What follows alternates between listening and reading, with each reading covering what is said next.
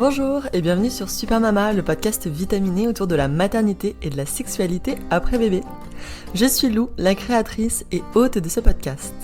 Je vous embarque chaque mardi à la découverte d'un témoignage de maman qui se livre autour de son parcours de maternité. On se retrouve également un vendredi sur deux pour plonger dans l'intimité d'une maman qui nous raconte enfin, sans tabou, comment c'est la sexualité après bébé. Ici, vous entendrez donc des histoires de femmes et de mères qui vous permettront de vivre enfin une maternité apaisée et une sexualité libérée. Je vous souhaite à toutes une très belle écoute. Ah, le lâcher-prise. Je crois qu'en tant que mère, et même en tant que femme en général, on est nombreuses à avoir du mal à y parvenir. Pas évident en même temps de lâcher prise, que ce soit dans notre maternité ou dans notre intimité, dans nos quotidiens bouillonnants et si exigeants. C'est justement ce dont va nous parler aujourd'hui Charlotte, mon invitée du jour. Alors comment faire pour lâcher prise quand on est en essai bébé depuis des mois et qu'on cesse de nous répéter « Oh, arrête d'y penser, ça viendra ». Comment lâcher prise pendant la grossesse pour apprendre à investir ce moment si unique de nos vies de femmes ? Comment embrasser ce nouveau rôle de mère tout en chérissant les moments à deux qui sont si précieux ? Et puis finalement, en quoi la maternité nous donne les clés et nous aide à enfin se laisser aller ? Charlotte nous racontera tout ça au fil de cet épisode que j'ai adoré enregistrer. Cette jeune femme, qui est une maman pétillante et surtout ultra bienveillante, saura vous guider pour vous aider à vous aussi, enfin, lâcher prise. Je vous souhaite une très belle écoute. Coucou Charlotte, merci beaucoup d'être avec moi aujourd'hui sur Super Mama. Je suis tellement contente de t'avoir parce qu'on se parle quasiment tous les jours, que ce soit sur Insta, sur WhatsApp. Voilà, tu fais partie des belles rencontres des réseaux sociaux. Donc je suis trop contente de t'avoir presque en face de moi aujourd'hui pour un épisode sexo. Et est-ce que tu peux, s'il te plaît, avant de commencer, te présenter ? Bien sûr, mais déjà coucou. Moi aussi, je suis trop contente d'avoir fait ta rencontre. Merci les réseaux sociaux, hein. On dit souvent que passer du temps sur les réseaux, parfois c'est de la perte de temps. Et puis les rencontres sont un peu, comment dire, trop à distance et pas réelles. Mais finalement, moi, je trouve qu'on a quand même quelque chose de bien réel. Et là, c'est l'occasion de se rencontrer encore un peu plus. Donc moi, c'est Charlotte. Je suis jeune maman d'un petit Basile qui va bientôt avoir 8 mois. Premier enfant. Et voilà, et je suis ravie aujourd'hui d'être là pour ce podcast sexo. Et ouais, on va parler un peu d'intimité. Merci d'avoir accepté d'en parler. Alors Charlotte, justement, si on retrace un petit peu le fil de ton histoire, est-ce que toi, tu peux nous dire à quel moment ta vie sexuelle, ta vie intime a commencé ? Alors, j'ai essayé de remonter un peu dans le temps, mais je pense que ça a commencé un petit peu avant mes 15 ans. Bon, je trouve que c'est assez tôt quand même. Ouais. Mais oui, première fois, c'est sûr, à 15 ans, parce que je fêtais mon anniversaire au camping des Flots Bleus, pour ceux Ah, qui connaissent. d'accord. Voilà, vers Arcachon. Et je pense qu'un tout petit peu avant, oui, je commençais à découvrir doucettement la sexualité. Moi, je me souviens que ma maman nous avait offert le guide du ziste sexuel. Et oui, je Des m'en petites- rappelle, ouais, de petits œufs, ouais. Voilà, donc ça a dû commencer à peu près à ce moment-là. Et moi, j'ai découvert un petit peu la sexualité, enfin, un peu toute seule, avec plus ou moins l'aide du coup de ce bouquin. Et après, voilà, il y a eu une première fois quand même, du haut de mes 15 ans. Et là, j'étais prête à me lancer un peu dans l'aventure sans trop savoir dans quoi je me lançais. Et voilà, Ouais. j'ai fait une rencontre un été. Et une première fois un petit peu marrante, je trouve, parce que finalement, ça s'est passé en même temps qu'une de mes sœurs. Et on avait flashé sur deux garçons. Et Ok. elle a eu le plus beau des deux. J'étais dégoûtée. Et en plus, celui avec qui ça s'est passé pour moi, il m'a bien fait comprendre que j'étais pas au top. Mais bon, franchement, je Ah, regarde pas un horrible souvenir. Mais du coup, c'était marrant de revenir là-dessus parce que c'est vrai que voilà, ça m'avait un petit peu marqué quand même. bah oui, oui, oui, j'imagine. Et alors, ce garçon, tu n'es pas resté avec, c'était vraiment le temps d'un Non. été, c'est ça? Ouais. Exactement. Il m'a permis de découvrir d'autres choses. Très bien. Et après, non, non, on ne s'est pas recontacté. Ok, bon. Et alors, justement, comment ça s'est passé un peu avant là, que tu rencontres le papa de Basile? Est-ce qu'on peut le nommer? Bien sûr, alors moi, je vais donner son surnom. Le papa de Basile, c'est Jérém. Ok. Donc, nous, on se connaît depuis longtemps. Je crois que j'ai un trou, ça y est, ça va faire. Je crois qu'on n'est pas loin des 9 ans. Waouh. Ah oui, d'accord. Ouais. C'est la première fois en plus que j'ai une relation aussi longue. Moi, mes autres relations, quand je parle de couple, c'était plutôt du 1 an et demi, 2 ans. J'ai eu Ouais, deux, c'est déjà trois pas relations mal. comme ça. Mais Ok. Jérémy, ça dure depuis très longtemps et puis une très belle rencontre. Pas féerique, mais une rencontre tout ce qu'il y a de plus naturel. Si je remonte un peu le temps, ouais, c'était pendant une soirée qu'on s'est croisés à Bordeaux, parce qu'en fait, on habite toujours à Bordeaux, à côté de Bordeaux. Et donc, on est Ouais. revenu ici quelques années plus tard parce que, voilà, nous, on s'était rencontrés quand j'étais encore étudiante, et lui aussi d'ailleurs, dans une soirée de coloc. Voilà, moi, j'avais des copines qui étaient dans une colocation. Lui, ses copains étaient dans la même colocation. Et en Eh fait, on oui. s'est croisés à cette occasion. Et tout a commencé autour d'un beer pong qui s'est pas bien passé parce que en fait, il m'envoyait plein de punchlines. J'étais archi nulle. C'était la première fois que je faisais un beer pong. Et moi, j'étais là, mais Ouais. c'est quoi ce gros relou? Et puis finalement, 9 ans plus tard, je l'aime beaucoup, ce relou. Ah oui, Donc c'est voilà. rigolo. Ouais. Ça s'est fait à cette soirée-là, quoi. Ouais, exactement. Et non, mais après, on s'est pas quittés. On s'est revus. Et puis finalement, je me suis dit, allez, il est quand même sympa. Et après, ouais, on a vécu mille aventures parce que ouais, on a commencé sur Bordeaux, voilà, quand on était étudiant. Et après, pas longtemps après, d'ailleurs, moi, j'ai bougé à Périgueux pour des études. J'ai fait plusieurs choses, moi, déjà du haut de mes 28 ans. Ouais. J'ai fait études infirmières, donc j'ai validé la première Bien. année. Et Ouais. c'était donc à Périgueux, et lui était encore sur Bordeaux, donc il faisait pas mal d'allers-retours. Et après, lui est parti en Nouvelle-Zélande. Il avait trouvé un contrat en tant qu'ingénieur informatique là-bas sur 2 ans. Et moi, j'avais pas du tout terminé mes études. En plus, ça se Wow. passait pas très bien. Et je me suis dit, waouh, mais la cata, c'était au début, hein, ça devait faire 1 an ou 2 qu'on était ensemble. Et je me suis dit, ça va être quand même une épreuve hein, pour un couple pas si vieux que ça. Et sur conseil de ma maman, j'ai tout lâché. J'ai validé ma première année et je lui ai demandé s'il m'autorisait à le rejoindre. Et du coup, je l'ai rejoint en Nouvelle-Zélande. On a passé, bah, lui, 2 ans et moi 1 an et demi là-bas. Ah ouais, dis donc, Ouais, sacrée aventure, là. ouais, ouais, ouais. Et c'était une des plus belles aventures que j'ai vécues. Après, il y a eu Basile, donc, mais ouais, ouais. Donc, Ah oui, c'est voilà, rigolo. gros voyage en début de relation quand même. Et en attendant, moi, il a quand même fallu que je travaille pendant 5 mois pour économiser pour ce voyage. Donc, il a passé 5 mois tout seul là-bas. Et Ouais. après, je l'ai rejoint une fois que j'avais le budget nécessaire. Et quand on est rentré, on s'est tout de suite dit qu'on retournerait forcément à Bordeaux. Donc là, on a commencé en Ah oui, appartement, vous puis êtes, on a une maison pas très loin de Bordeaux. Donc là, ça fait 3 ans, non, ouais, c'est ça, bientôt 3 ans, qu'on est dans notre chez nous, une maison avec nos 2 chats et maintenant un petit bout. Basile. Ah, bah Ouais, écoute, c'est génial. C'est une super histoire d'amour, là, qui ouais. se Ouais, passe ouais. Et puis entre vraiment, vous. enfin, Hein. elle ne cesse comment dire, c'est une histoire qui continue de s'embellir de jour en C'est jour. trop On ne sait chouette. pas toujours comment ça va se passer avec l'arrivée d'un enfant, mais alors moi vraiment, c'est la révélation, c'est lui et personne d'autre, et ce sera toujours lui. Je pense que c'est réciproque. Donc l'arrivée d'un enfant, parfois, ça Ah, renforce vraiment, l'histoire d'amour, quoi. bah, c'est bien de l'entendre, parce qu'on entend souvent l'autre partie en général, et ça fait Mm. trop dur de l'entendre. Alors justement, en termes d'intimité, comment ça se passait avant l'arrivée de Basile? Est-ce que vous aviez une sexualité épanouie? Est-ce que ça a fait l'objet de discussions parfois entre vous? Comment ça se passait dans les grandes lignes?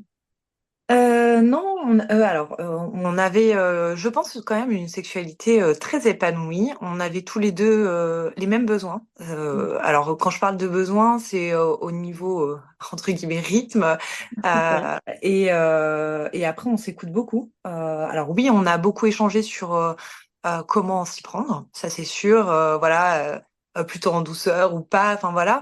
Mais toujours voilà, dans le respect, dans l'écoute. Et je crois qu'on était quand même curieux de découvrir différentes façons de pratiquer la sexualité dans notre couple. Et voilà, très longtemps, enfin voilà, ça a toujours été comme ça, assez fluide. Moi, je lui ai toujours dit que je pense que c'est un de mes meilleurs coups, hein, désolée pour le terme, mais vraiment, parce que, en fait, à partir du moment où on écoute le corps de chacun et les envies de chacun, ça peut que bien se passer. Bah Voilà. oui. Après, moi, c'est vrai que Euh, j'ai quelques petites difficultés, comme beaucoup ont parfois, certaines zones qui sont plus ou moins érogènes, ou Mm. le lâcher prise, c'est pas toujours ça pour moi. Mais d'ailleurs, c'est un Ouais. peu le cas dans ma vie, même sans parler de sexualité. Donc c'est pas complètement absurde que ce soit la même chose dans l'intimité. Mais par contre, voilà, on est vraiment très épanoui et on a quand même voilà des besoins importants, si je puis dire. Donc, Mm. enfin, on n'attendra pas 3 mois pour Ouais, ouais, ouais. chaque moment d'intimité tous les deux. Donc, et sur ça, c'est bien d'être raccord quand même, parce qu'il n'y a pas de frustration du coup. C'est important, c'est vrai. D'un Ouais. côté et de l'autre, c'est important, ouais. Et à quel moment, donc dans votre histoire d'amour, bah, le désir de grossesse, le désir de parentalité, il est apparu? Voilà. Alors là, ça a été à différents moments pour l'un comme pour l'autre, parce que moi, j'ai eu ce désir. Je pense qu'il y a bien longtemps. Mes sœurs pourront dire que depuis que je suis ado, je dessine des femmes enceintes. Je suis Ah, vraiment attirée par la femme dans toute sa splendeur, avec sa maternité, sa grossesse, le corps qui change. Je trouve ça magnifique aussi, le corps d'une femme enceinte, et très mm. sexy. Ouais, c'est vrai. J'adore regarder les femmes enceintes dans la rue parce que je les trouve belles. Voilà, il y a pas c'est pas un regard vicieux, c'est vraiment un regard d'une part d'admiration, et je trouve vraiment, je porte un regard bienveillant, et j'étais enfin, depuis longtemps envieuse en tout cas de vivre ça un jour. Et Mm. après, ben, quand j'ai vraiment eu l'envie, c'était un petit peu trop tôt pour Jérémy. Alors, je sais plus exactement à quelle période, mais moi, je sais que j'avais pris un rendez-vous chez le gynécologue. Je sais plus, on devait être ensemble depuis déjà peut-être 3 4 ans. Ah bah non, c'était à notre retour de Nouvelle-Zélande, donc c'était déjà quelques temps après. J'ai plus la date exacte, mais je sais que moi, j'étais partie pour enlever mon moyen de contraception. Et je Mhm. croyais qu'on s'était compris, et je crois que lui, il n'était pas prêt à ce Ah, moment-là. Donc, on a finalement, bah, le rendez-vous s'est passé, mais on a fait attention puisque j'avais quand même retiré mon moyen de contraception. Et du coup, tout s'est fait quand il a fallu que ça se fasse, dans l'écoute toujours. Enfin, on a lancé le truc quand on en a eu envie tous les deux, en tout cas, parce qu'un enfant, ça se fait à deux et ça sert à rien de forcer parce que, bon, voilà, forcément, après, ça se passe pas correctement. Et donc là, on s'est mis d'accord pour attendre un certain temps pour vraiment se lancer dans le projet. Et c'était chouette après de se lancer tous les deux dans cette nouvelle aventure dès ces bébés d'abord. Parce que nous, ouais. les bébés a pris un peu de temps quand même. Euh, Combien de temps? Ça a mis presque 2 ans, il me semble. Sachant que nous, on était censés, on avait quand même été reçus en consultation pour un projet de FIV. Et D'accord. finalement, pour toutes les personnes qui ont des projets de FIV parce qu'elles n'y arrivent pas, enfin sans ça, vraiment faites confiance à la nature. Moi, je détestais. On nous disait souvent qu'en fait, on y pensait trop. Et c'est vrai que ça, je détestais cette façon d'expliquer la Ouais. situation parce que c'est facile de dire ça, mais oui, quand on a le désir, on y pense. C'est obligé et difficile de s'en défaire. Mais peut-être que c'est véridique, hein, puisque finalement, Voilà. nous, C'est on toi a eu. que c'est un point de bascule, un moment où tu as un peu lâché prise, justement, et que c'est là que ça a marché ou pas? Ouais, tout à fait. En fait, on a fini par avoir un rendez-vous justement pour. On a fait du coup avant plein d'examens évidemment, et il y avait aucun problème chez aucun de nous deux. D'accord. Et donc on avait quand même, puisque ça n'avançait pas, dû prendre rendez-vous pour une FIV. Et juste avant, on partait voir nos super amis Ben et Chloé, si vous écoutez ce podcast, qui venaient d'avoir une petite fille d'ailleurs, D'accord. à Bali. Et on Waouh. s'est dit, à notre retour de Bali, bah, on cale le rendez-vous pour la FIV. Et donc, c'est ce qui avait été organisé. Et le bébé est arrivé, enfin, s'est niché au creux de mon ventre un petit peu avant. Je pense que justement, on était tellement détendus à l'idée de partir, prendre l'air, retrouver nos amis dans un endroit idyllique, et revenir sereinement avec une solution aussi, parce que je pense que le fait de savoir que c'est bon, on allait enfin avoir quelque chose qui allait nous permettre de devenir parents, Mm. ça nous a débloqué certainement certaines choses aussi, quoi. Waouh, ah oui, c'est fou, c'est fou. Comment Ouais. t'as vécu l'attente, toi? Ça allait même dans votre intimité, justement? Est-ce que c'était devenu un sujet? Alors, c'était pas si facile que ça finalement. Moi, l'attente, je la vivais mal. À chaque arrivée des règles, je m'effondrais, hein. Ouais. Jérém beaucoup moins que moi, mais il était d'un soutien immense, donc c'était génial d'être épaulé à ce point quand même. Mais lui se disait que de toute façon, ça allait arriver, qu'il fallait pas être inquiet, enfin, ça prendrait peut-être du temps, mais que ça allait arriver. Et puis comme on consultait, de toute façon, un Ouais. jour, on aurait une date, c'est sûr, avec une bonne nouvelle. Moi, c'était plus difficile parce que j'étais impatiente. Et puis, comme je disais, moi, ça faisait depuis mon adolescence que je rêvais d'être maman. Donc, si j'avais pu avoir un enfant à 25 ou même avant, je pense que ça aurait été parfait. Donc, Hmm. c'était un peu long. Mais par contre, dans l'intimité, ça posait pas forcément de problème. Bon, il y a un moment donné où on s'est quand même un peu mis une pression en mode, bon, faut peut-être regarder la période d'ovulation, etc. Donc, j'avais installé une application exprès, là. Et en fait, bah, avec moi, ça marchait pas parce que mon ovulation, elle était un peu fluctuante. Et puis, on comprenait pas tout. J'avais fait des tests et puis j'arrivais pas à les faire correctement, je pense. Mais rapidement, on s'est dit, on va arrêter de se mettre la pression. Donc, ça a pas duré très longtemps, cette période où on regardait vraiment Hmm. les jours précis. On a vraiment lâché prise. On s'est dit, ces moments-là, faut que ce soit des moments à nous. Faut pas que ce soit machinal. Faut pas que ce soit que centré sur le bébé. Et Mais ouais. justement parce qu'on aimait ça avant. Enfin moi, la sexualité a quand même une place dans le couple. Enfin dans mon esprit en tout cas, je pense que c'est important un couple épanoui à la fois personnellement, dans les échanges, dans les moments de partage, à la fois de, je sais pas, de culture, de moments de vie, mais aussi dans l'intimité. Donc, je voulais pas du tout gâcher ces moments-là qu'on avait quand même si précieux aussi dans notre couple. Et on s'est vite remis dans la tête que voilà, on allait adoucir la situation et certainement que ça aussi a aidé. J'imagine, j'imagine. Oh, donc, t'es tombée enceinte là tout début 2024, c'est ça? Oui, c'était. Bah, en fait, après, on a fait la fête avec des copains. Donc, c'était. Je suis revenue de vacances. C'était en août, je crois que j'ai fait le test de grossesse. Ah oui, d'accord. Ouais, bah, Basile Oui. est du mois d'avril. Donc, D'accord. ouais. Ouais. Donc, Oh, c'était mieux. Et c'est retour de vacances, test au cabinet, parce que je suis secrétaire médicale. Et du coup, j'ai fait le test au sein de mon lieu de travail. Et il n'y avait pas de médecin ce jour-là. Et j'étais ouais. toute seule avec mon test que je comprenais pas. Et non, c'était la plus belle nouvelle qui puisse arriver, quoi.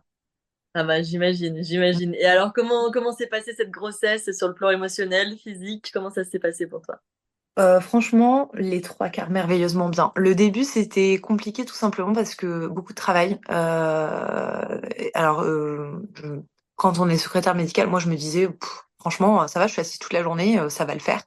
Et en fait, le travail, c'était plus la charge, bah voilà, même administrative, beaucoup d'appels, etc.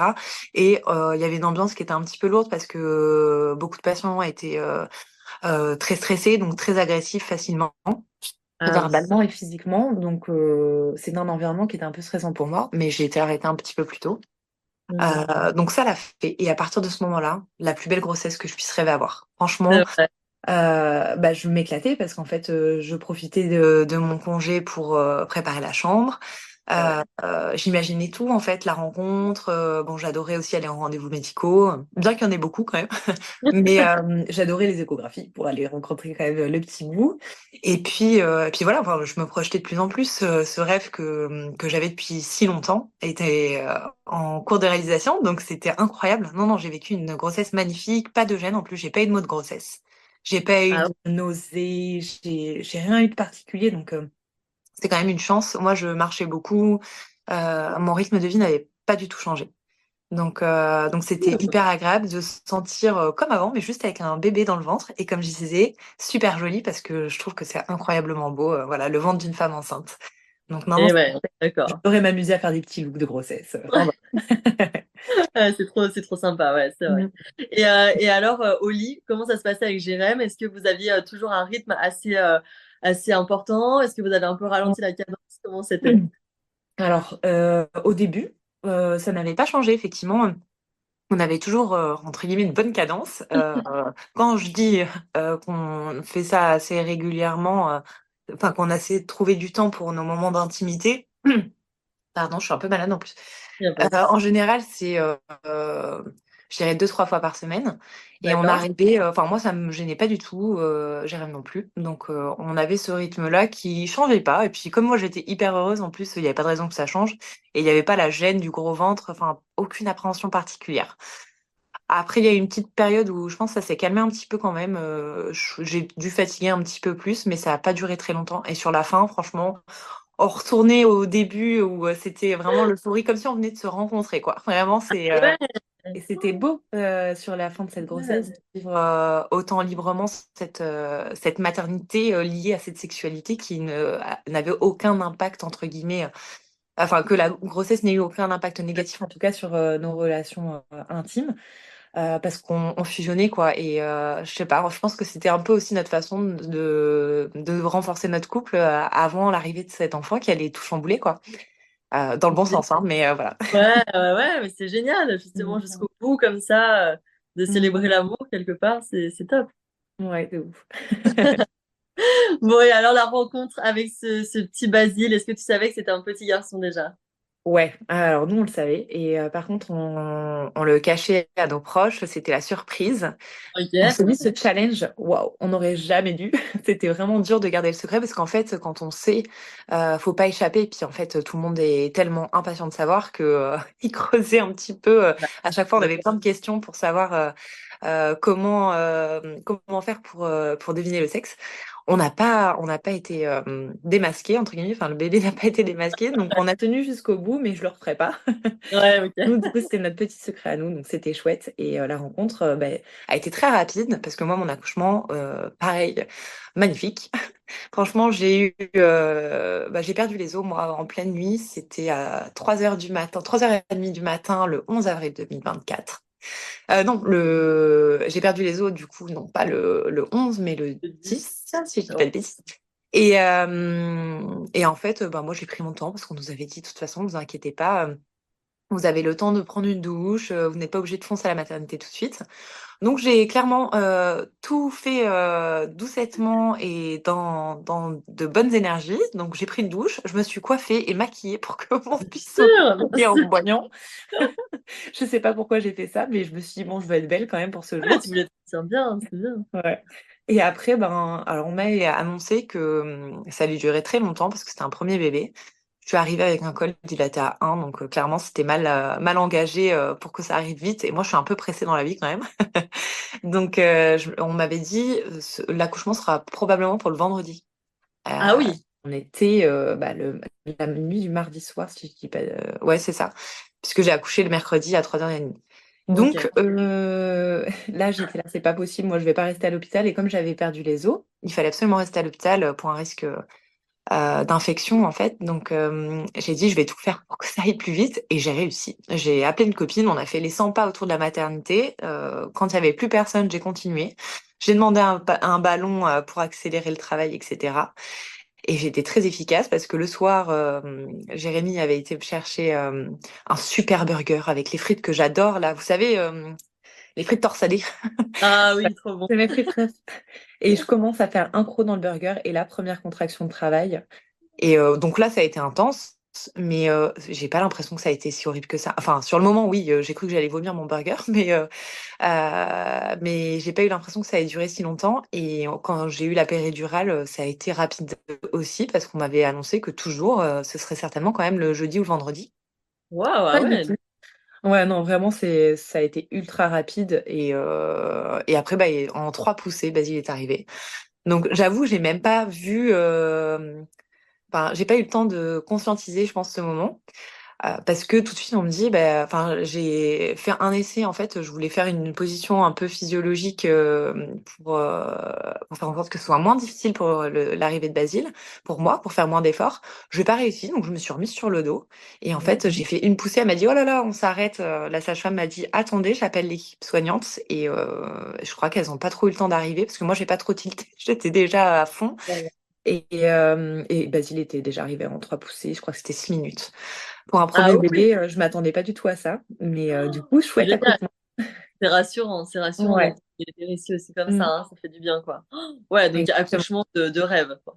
Oui, de rêve. Et pas de déchirure, franchement. Enfin, une Pas de toute petite poids. déchirure, mais vraiment mini point. Enfin, vraiment, il n'y avait pas grand-chose.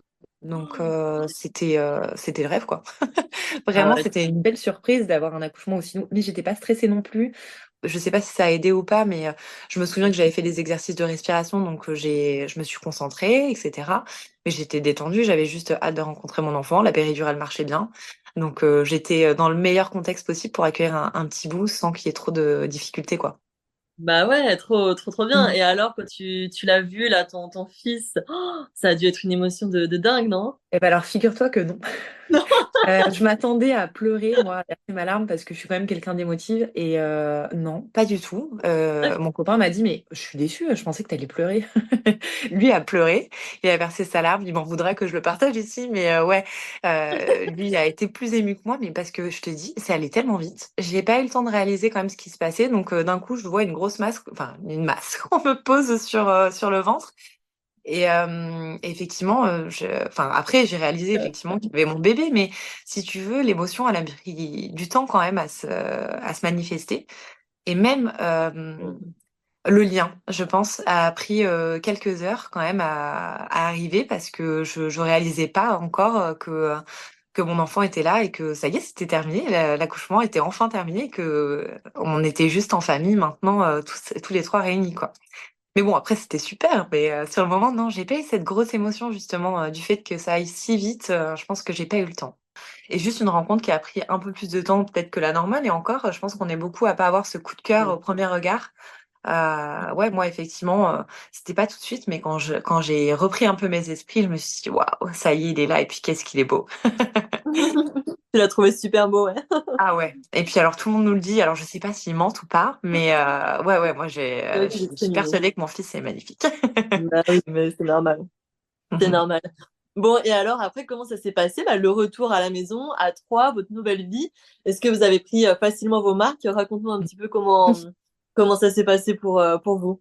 Alors, non, on n'a toujours pas repris nos marques d'ailleurs, je pense. En Non, tout cas, pas toujours pas, moi. ouais. Mm. Euh, Basile a tout de suite eu, bah alors, je ne sais pas si c'est vrai ou pas parce qu'on parle beaucoup des coliques, mais en tout cas, on nous avait annoncé qu'il avait des coliques. Après, je sais qu'il y a quand même un long moment où le corps se met en place aussi, il vient juste de naître, donc évidemment, tout ce qu'ils ingurgitent et tout ce qui se met en place, ça peut provoquer des petits tracas. Mais donc Basile était gêné à ce niveau-là, et plus tard, on a aussi découvert qu'il avait des reflux internes. Donc gêné un peu sur plusieurs plans, et donc beaucoup de pleurs, très peu de sommeil. Et donc, ça a commencé dès la maternité, où moi je dormais seule à la maternité avec lui. Et je dormais presque pas en fait. Parce que voilà, beaucoup besoin de Ah, réconfort, de téter. Donc moi, j'ai allaité pendant 6 mois. Et c'est vrai que ben, c'était du ouais. coup tout le temps enfin, voilà, de l'énergie à déployer pour essayer de le soulager, ce petit bout. Donc effectivement, le retour à la maison, ça a été un peu fouillis, on va dire, parce qu'il fallait à la fois reprendre nos marques et enfin prendre de nouvelles marques. Et ce, avec un bébé qui dort pas et qui, en plus, toute la journée a besoin aussi d'être porté, soulagé, massé. Et puis, en fait, on n'a pas forcément la solution tout de suite parce qu'un enfant, ça se développe, ça prend du temps, le développement du corps d'un petit bout. Et ça sert parfois à rien d'aller voir un praticien ou de donner des médicaments. Il faut juste patienter jusqu'à ce que ça se calme un petit peu. Donc le retour a été plutôt intense, on va dire. Et ben, du coup, les moments d'intimité, beaucoup plus réduits. Là, clairement, on priorise le sommeil, le repos. Donc on essaie de faire comme on pouvait. Mais ouais, la place pour l'intimité des parents se réduit un petit peu. En tout cas, pour nous, c'est comme ça que ça s'est passé. Donc, Et ouais, donc j'imagine avec le manque de sommeil, en effet, c'est dramatique, hein. Déjà, on a du ouais, mal à s'en remettre nous-mêmes. Alors après, consacrer du temps à deux, c'est dur. Et dans le exactement. couple, est-ce que vous arriviez quand même à garder des moments de tendresse sans forcément parler de rapports sexuels, mais je sais pas, des Ouais. caresses, des câlins? Alors déjà de la tendresse verbale, beaucoup de mots Ouais. tendres. Il faut savoir qu'il y a un truc moi qui m'a marqué et que je lui dis encore maintenant à Jérém.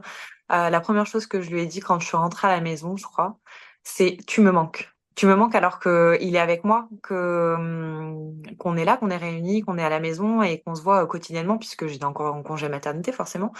Mais c'est le premier mot enfin la première phrase que j'ai sortie en rentrant, c'est vraiment ça parce que en fait, oui, on est dépassé par s'occuper de cet enfant qui a besoin de nous à 100%.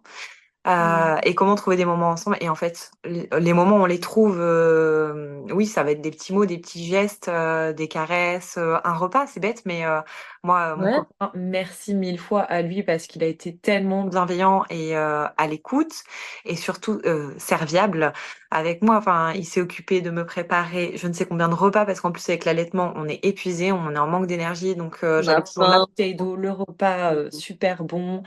Le café, parce que moi je bois beaucoup de café, donc toujours à disponibilité, enfin à disposition, à portée de main, voilà.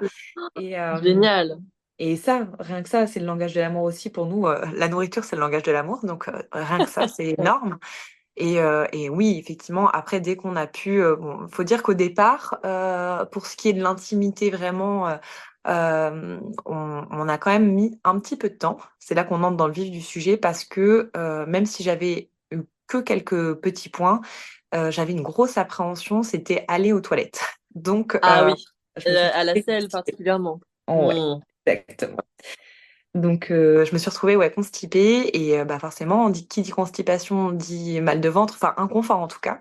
Bien Donc, sûr. c'est pas tout à fait propice pour des moments d'intimité. Et puis, en fait, malgré le fait que j'avais aucun autre petit souci, j'avais, je pense, quand même un peu la crainte que je me fasse mal, que j'entraîne une déchirure ou quoi que ce soit. Donc, j'ai mis quelques semaines, mais ça a pas trop traîné, je crois. On a dû mettre, je sais pas, un mois ou deux à peine avant de Ah retrouver oui, un donc moment très peu de temps finalement.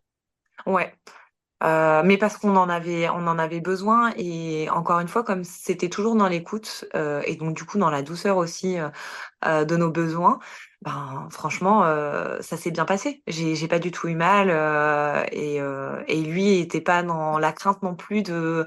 Enfin voilà, il se mettait pas de frein. Il simplement voilà, il me demandait de le prévenir s'il y avait des douleurs et en fait du coup comme ça se passe forcément bien. Et puis s'il y avait besoin de faire une pause, on faisait une pause, mais non, on avait ce besoin de se retrouver aussi physiquement, mais ça a pris le temps qu'il a fallu.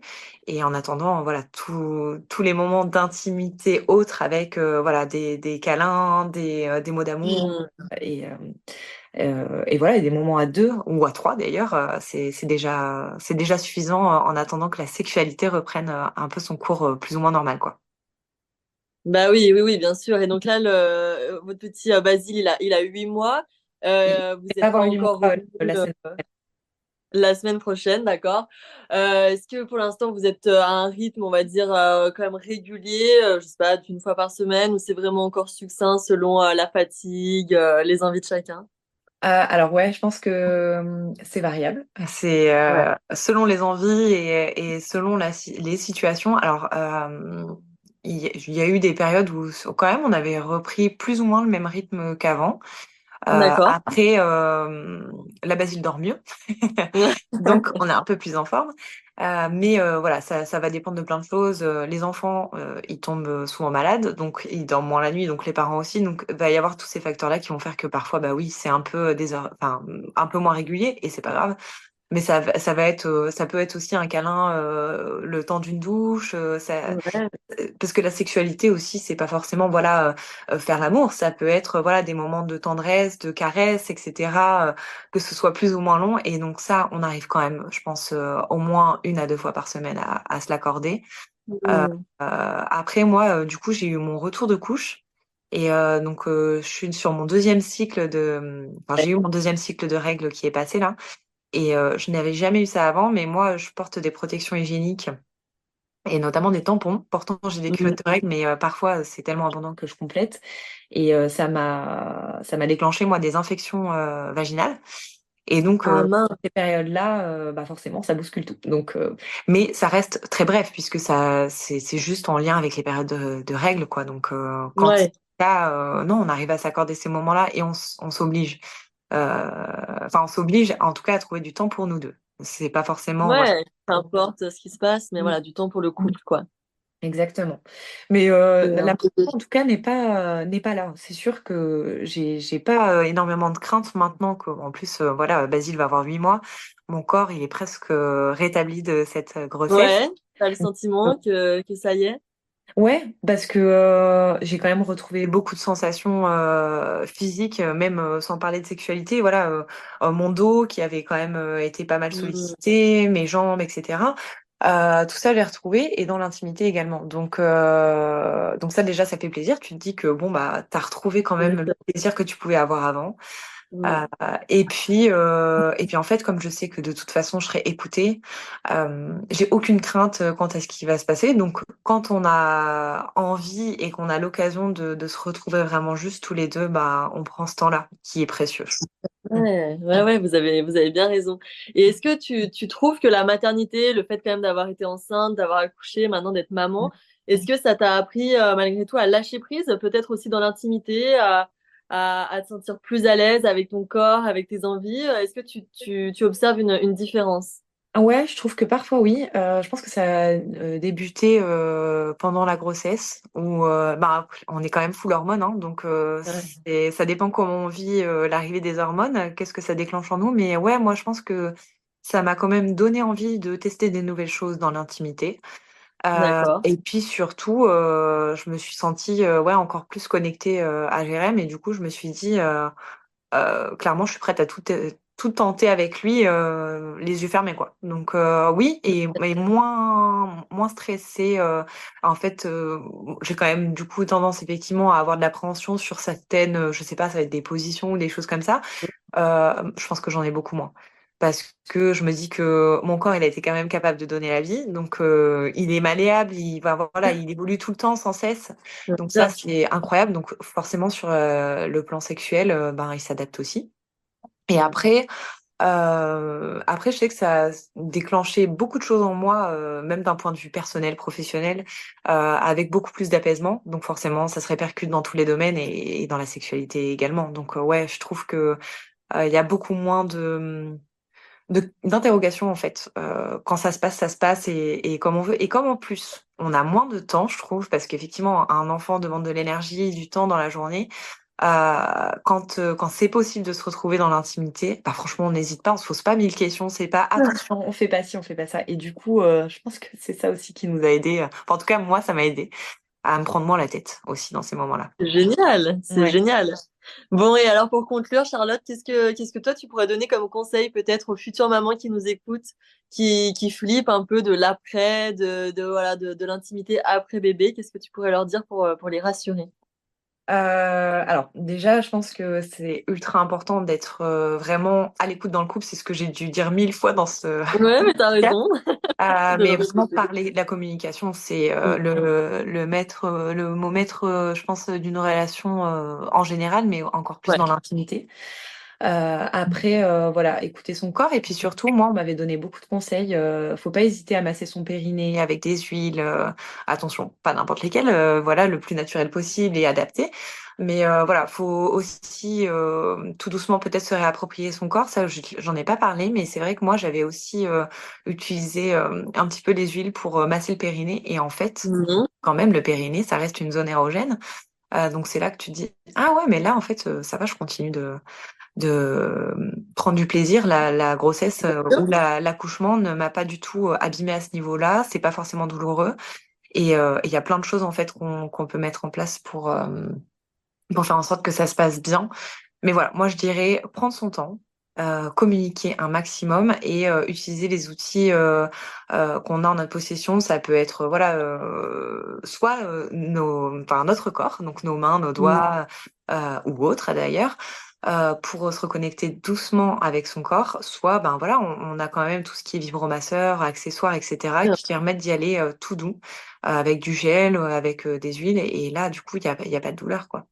Voilà. Et puis, il faut Et pas oui, ça hésiter aide. aussi à en parler à soit son gynécologue, soit sa sage-femme, parce que moi, c'est aussi ça qui m'a permis de me dire, allez, je fais confiance au corps, en fait. Et puis, enfin, si dernière phrase, je pense, c'est vraiment, ben, on a donné la vie, notre corps, il peut encore donner tellement de choses. Donc, si on a été capable d'accoucher, on sera capable de retrouver notre intimité et parfois encore plus belle, quoi.